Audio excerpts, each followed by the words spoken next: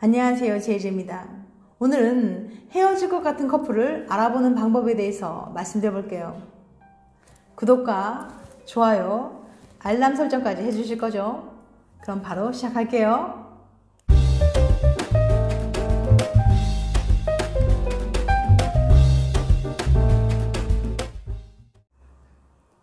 누가 더 빨리 헤어질 것 같나요? 다음 중 더 빨리 헤어질 것 같은 커플을 골라주세요. 문제 1. A. 만나기만 하면 싸우는 커플. 야, 너 말을 왜 그렇게 해? B. 콩깍지가 다 벗겨진 커플. 예전엔 뭘 해도 예뻤는데. 정답을 고르셨나요?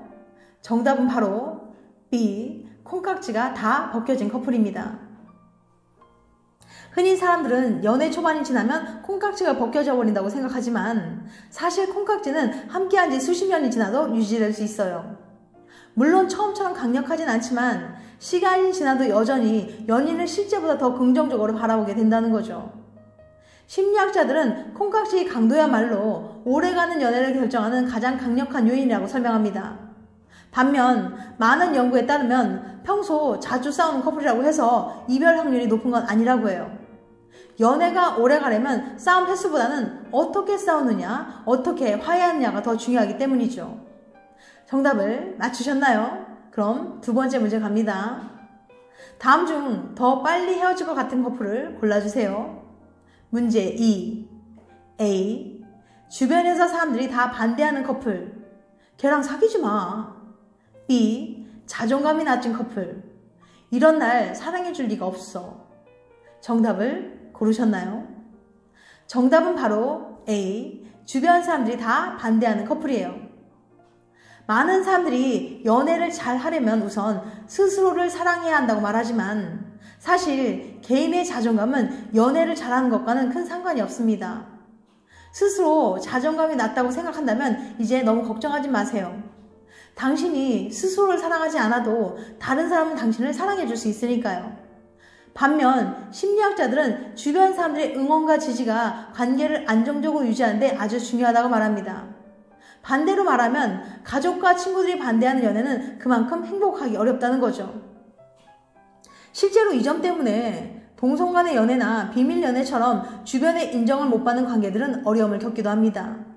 자, 그럼 마지막 문제 나갑니다. 다음 중 더 빨리 헤어질 것 같은 커플을 골라주세요. 문제 3. 서로를 신뢰하지 못하는 커플. 너 지금 누구랑 있는데? B. 현재의 관계에 만족하지 못하는 커플. 아, 연애 재미없다. 정답을 고르셨나요? 정답은 바로 A. 서로를 신뢰하지 못하는 커플이에요. 현재 관계에 만족을 못하면 당연히 더 빨리 헤어질 것 같은데 어째서일까요? 그 이유는 관계의 만족도가 상대적으로 쉽게 변할 수 있는 요소이기 때문이에요. 지금 관계가 좀 불만족스럽다 하더라도 두 사람이 함께 노력하면 금방 다시 좋아질 수도 있는 거죠. 하지만 연인에 대한 신뢰는 한번 무너지면 좀처럼 회복되기 어려워요. 당연히 낮은 신뢰가 관계에 미치는 악영향이 더 클 수밖에 없는 이유랍니다. 친구에게 연애 상담을 하면 헤어질 가능성이 높아진다. 인터넷 커뮤니티의 각종 게시판을 보면 자신의 연애 고민을 털어놓는 사람이 정말 많습니다. 그런데 이렇게 정성스럽게 작성된 연애 상담글에 항상 달리는 댓글이 하나 있어요. 여기다 쓰지 말고 연인에게 직접 얘기하세요. 이런 댓글을 볼 때마다 궁금했습니다. 정말 연애 문제는 연인한테 직접 얘기하는 게 좋을까요? 그래서 혹시 이 주제와 관련된 연구가 있는지 찾아봤어요. 그리고 찾았습니다. 젊은 여성들이 연애 상담이 연애 안정성에 미치는 영향. 이번에는 이 연구를 바탕으로 연애 상담은 누구 하는 게 제일 좋은지 한번 알아볼게요.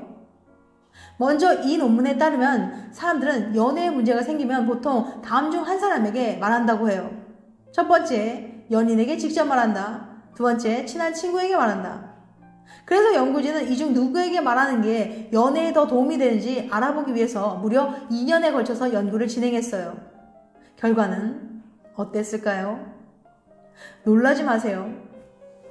연애 문제를 친한 친구에게 상담한 횟수가 많을수록 2년 뒤에 헤어질 확률이 무려 33%나 더 높았거든요. 그럼 이제부터는 친구에게 상담을 안 하면 되는 걸까요? 아직 섣부른 판단하기엔 이릅니다. 이 연구에는 반전이 있거든요. 연구를 이끈 이스트 캐롤라이나 대학의 젠슨 교수는 이렇게 설명해요. 친한 친구에게 상담을 많이 받아서 헤어질 확률이 높아진 건 아니에요. 애초에 이별 확률이 높은 사람들이 친한 친구에게 연애 상담을 더 많이 하기 때문이죠. 생각해 보세요. 누군가 문제가 생겼을 때 당사자가 직접 얘기하는 건 어려운 일입니다. 상대의 단점을 지적해야 할 수도 있고 얘기했다가 오히려 더 불편한 사이가 될 수도 있으니까요. 연애 관계도 마찬가지예요. 문제가 생겼을 때 연인에게 직접 말하지 못하고 다른 사람의 조언을 구한다는 건 연인이 날 이해 못 해줄까봐 혹은 더 심하게 싸울까봐 걱정이 되는 겁니다. 서로에게 불만이 있어도 직접 얘기할 수 없을 만큼 연인에 대한 확신이 없는데 어떻게 오래 만날 수 있었겠어요? 반대로 연인을 믿고 사랑하는 사람들은 둘 사이에 문제가 발생했을 때 대화를 통해서 해결하려고 합니다. 서로 이야기하면 문제를 해결할 수 있다는 의지와 믿음이 강하거든요. 어느 커플의 이별 확률이 더 높아질지는 굳이 따져보지 않아도 되겠죠? 연애 문제를 친구와 상담하는 것 자체가 나쁜 게 아니에요. 진짜 나쁜 건 정작 연인과는 대화하지 않으면서 친구에게만 고민을 털어놓는 상황이에요. 만약 지금 마음속에 있는 연애 고민을 자꾸 친구한테만 털어놓고 있다면 현재 연인과의 관계에 대해 깊이 고민해 볼 필요가 있어요. 내가 왜 직접 얘기를 못하고 있는지, 상대방이 내 이야기를 이해 못해줄 정도로 별로인 사람인지, 내가 상대방의 감정에 확신을 못하고 있는 건 아닌지 말이에요. 싸워도 이혼하지 않는 부부가 있다. 한 심리학 연구팀이 싸워도 이혼하지 않는 부부의 비밀을 공개했습니다. 무려 6년간 부부들의 싸움을 관찰해서 얻은 결과인데요. 싸워도 이혼하지 않는 부부들은 싸울 때 서로를 마주볼 확률이 무려 2.5배나 높았다고 합니다. 서로를 마주보고 있는 자세가 회피하기나 무시하기와 같은 싸움을 악화시키는 행동을 막아주기 때문이라고 해요. 각자 다른 일을 하거나 눈을 맞추지 않는 채로 행동하는 것이 얼마나 위험한지 이제는 아시겠죠? 이참에 연인과 싸울 땐 꼭 서로를 마주본다라는 룰을 정해두는 것도 좋을 것 같아요. 지금까지 헤어질 것 같은 커플을 알아보는 방법에 대해서 말씀드렸어요. 다음엔 더 재밌고 유익한 영상을 찾아뵐게요. 끝까지 시청해주셔서 감사합니다. 다음에 또 봬요. 안녕.